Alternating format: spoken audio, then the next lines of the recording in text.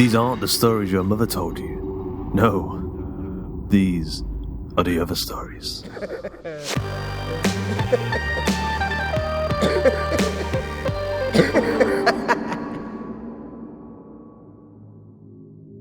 With honest intentions, on April the 4th, 2016, a humble gathering of writers decided to put out a weekly short story podcast featuring the best horror, sci-fi and thriller stories this side of the apocalypse. Within the space of 5 short years, the show went on to amass 8 million downloads and over 900 reviews. It built up a multinational creative team, it sold a film and TV option, and the show continues to feast on the ears of many thousands of listeners each and every week. This is it. This is our 5-year anniversary. This is madness, isn't it? Maybe. But it's also been really fun. And getting to know you listeners, whether you're in the Facebook group, the Discord server, or you're one of our amazing patrons who've supported us over at patreon.com/hawkandcleaver, or you purchased a book, a mug, poster, or a t-shirt. It's been amazing.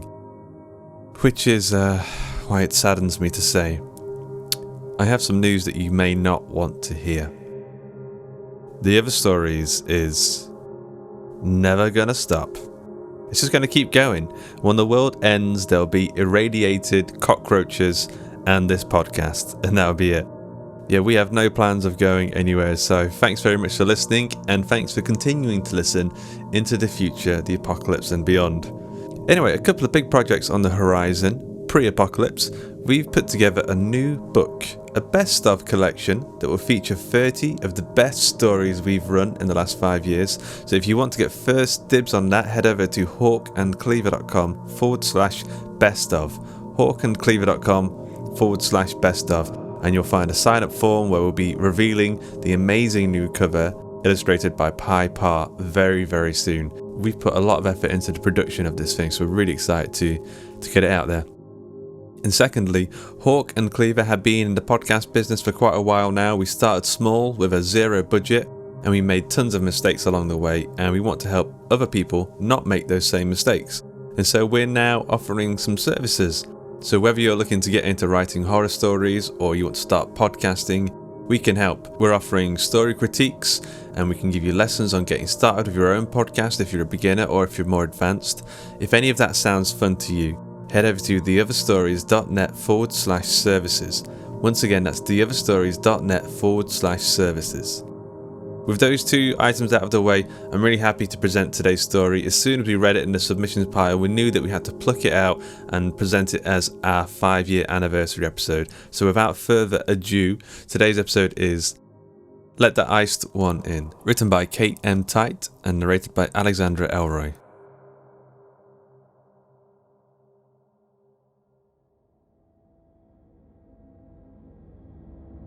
It's twilight. I jerk awake from my dream of entombment, in stifling heat, thick with the stench of pastry. I've been having this awful dream every night for the last 500 years. And then I realize, with sick, rising panic, that I'm still in the dream. I'm standing upright. It is warm and damp, and there's an overpowering smell of human foods. It takes me a moment to identify them. Sugar, almonds, spices, vanilla. Then I remember. At dawn I climbed inside a giant cake, and Poppy iced the lid shut. I feel the vibration of the engine and a slight bump as she slows the van for a red light. This means that she's driving me inside the cake to the dinner. She's doing everything according to plan. Poppy has all the qualities I look for in an assistant. Charm, efficiency, and sadism. One might almost, if one were being judgmental, call her a thrill-seeking psychopath. I'm still sleepy, so I drift off into a reverie about my favorite assistants. The delectable Marco guided me through the bloody chaos of Renaissance Florence. Wolfgang waltzed with me in Vienna. The pert, pouting Claudine prowled with me through the cafes of Paris. Ah, the French know how to live. They have that toothsome blend of discipline and abandon, refinement sprinkled with vulgarity. Don't wash, Josephine, don't wash. Poor Claudine. I didn't want to kill her, but she was getting a double chin, so what else could I do? Poppy's throat is still exquisite. She was wearing a new necklace yesterday. I bent my head to look, placing one finger in the dip between her collarbones to feel her hot blood fluttering, and she never even flinched. She is either fearless or naive, but it doesn't really matter which. I can use her either way. For this evening's festivities, Poppy will be wearing a little black dress and silent-soled, wipe-clean loafers. The stench of the cake is getting oppressive. It amazes me that people eat such things. Incredible to think that I ever ate such things. The thought of chewing and swallowing, of lumps of matter slipping down my gullet revolts me. If only humans could stick to liquid food like soup, it would be so much less disgusting. This ruse with the cake is absurd and undignified, but I have had to become creative to outwit the modern world. It wasn't like this in the old days. Children died of smallpox, cities were ravaged by plague, fire, and flood. The soldiers never heeded the prayers of the nuns. Bodies swung in their cages at the crossroads. The rotten fingers of saints lay in crystal reliquaries. Pray for us sinners. And there were always rumors of something out there in the darkness beyond the city walls, which cast neither shadow nor reflection. Rich or poor, they were terrified to see my fangs bearing down on them, but never actually surprised. They always knew that evil was coming for them.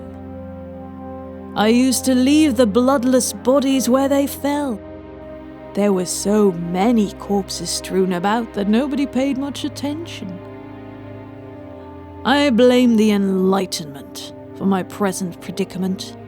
Industry, electricity, the horrid rise of the middle classes. I despise the bourgeoisie. They have such tiresome fetishes. Education, evidence, equality. Take Scandinavia, how marvelous it was in the winter. How I loved those endless nights of slaughter full of beasts howling in the black wilderness.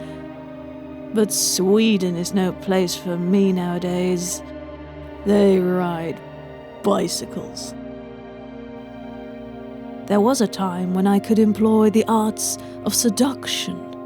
Long letters, love poetry, and candlelight suited me very well. Now it's all dating apps and send news, please. I like to imagine that I'm beautiful, but honestly I can't remember. My image doesn't appear in mirrors or photographs.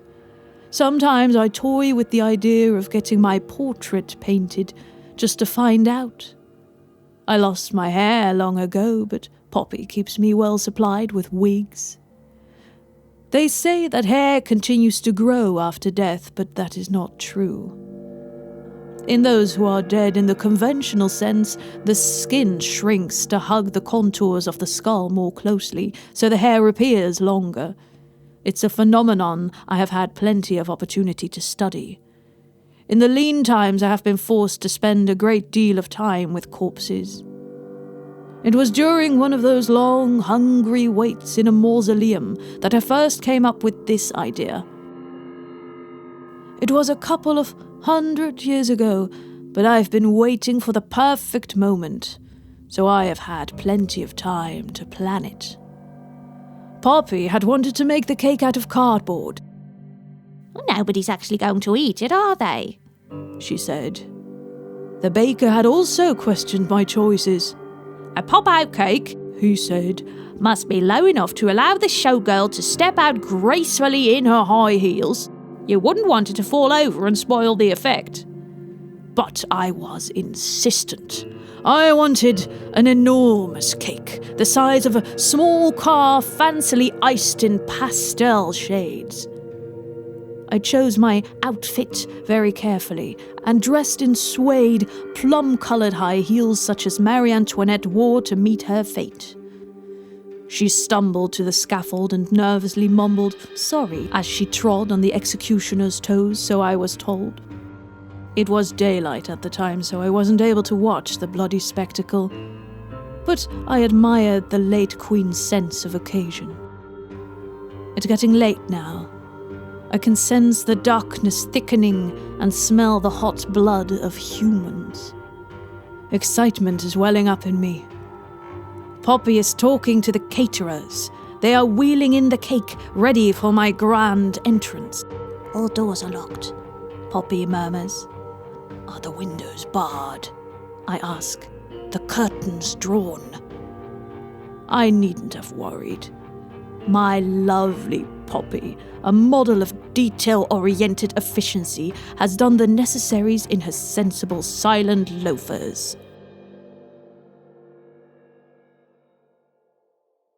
There is a popping of champagne corks, a tapping of teaspoon on glass. Enter cake, stage right.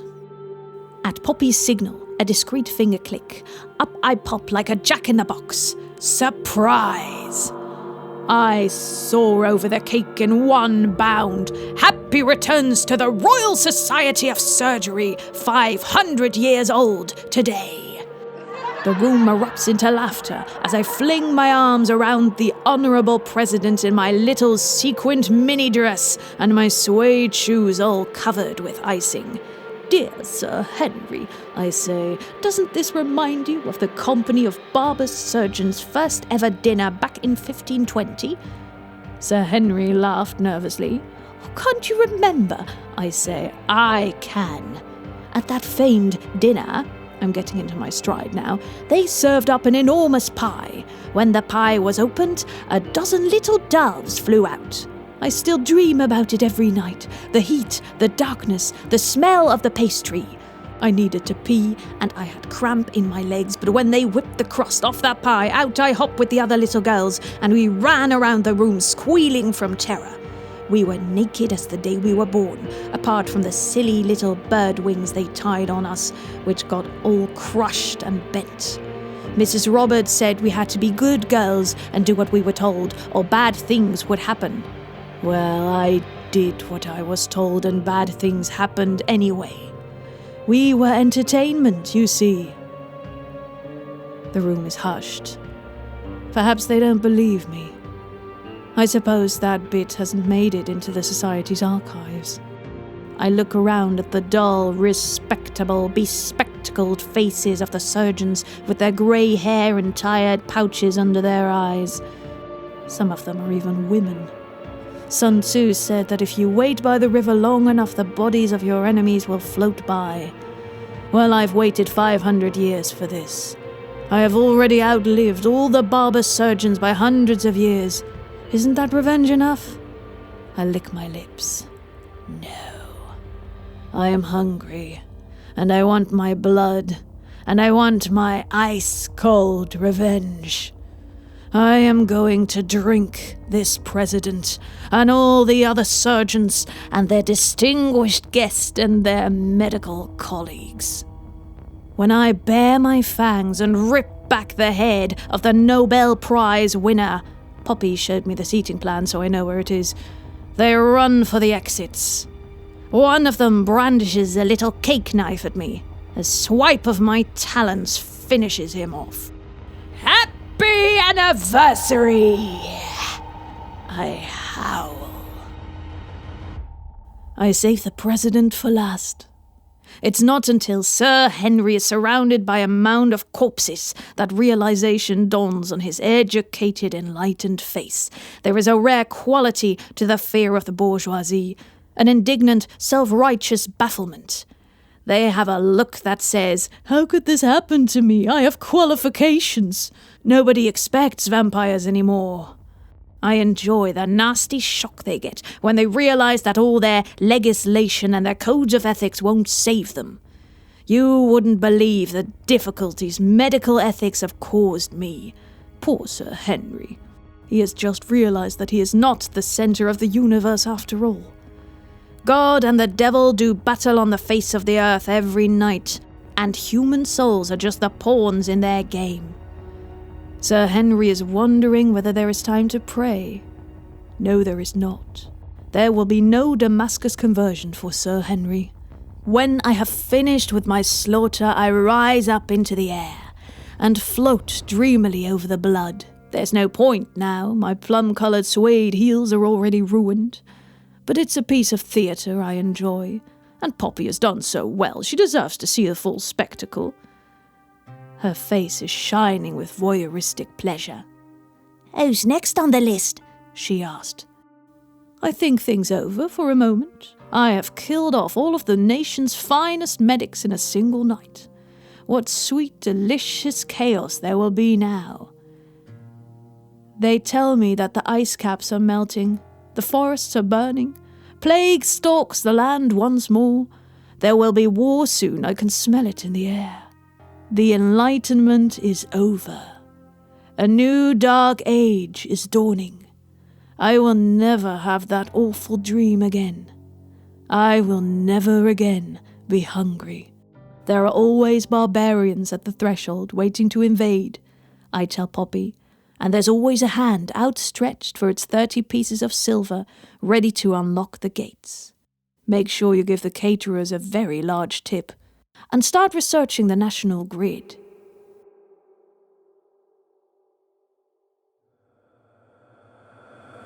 I hope you enjoyed today's episode of The Other Stories. Let the Iced One In was written by Kate M. Tyte, narrated by Alexandra Elroy, edited by Duncan Muggleton, with music by Alex Mason and Tom Robson, and sound effects provided by freesound.org. Today's episode illustration of Kez the Hawk, the editor of The Other Stories, was by Kristina Pilalova. I sure hope I'm pronouncing that correctly. Kate Tyte was born in Bath, England. She worked as an archivist for over 10 years before moving to Lisbon, where she works as an English teacher. Her non-fiction has appeared in various British history and genealogy magazines. Her essays have appeared in Slightly Foxed, and her fiction in STORGY, Riggwelter, The Fiction Pool, and in Madness Heart's press anthology, Ghastly Gastronomy. She's also a book reviewer for STORGY and The Short Story. Alexandra Elroy is a bilingual voice actress and writer who lives in the Netherlands. She loves everything to do with stories, especially creative and playful horror. Her favourite voices to do are witches, goblins, and crazy computers. When she's not voicing, writing, or mummying, she directs plays that are adapted from classic novels such as Pride and Prejudice, Death on the Nile, and One Flew Over the Cuckoo's Nest. If you enjoyed today's episode, you can help support the show over at patreon.com/Hawk and Cleaver. You can join our book club and movie club and chat about the podcast over at facebook.com/groups/Hawk and Cleaver. T-shirts and mugs and posters and comic books are available at gumroad.com/Hawk and Cleaver. The Other Stories is a production of the Story Studio Hawk and Cleaver, and it's brought to you with a Creative Commons Attribution Non-Commercial No Derivatives license. And I just said that without reading it, and it means don't change it, don't sell it, but by all means share the hell out of it. So, until next time.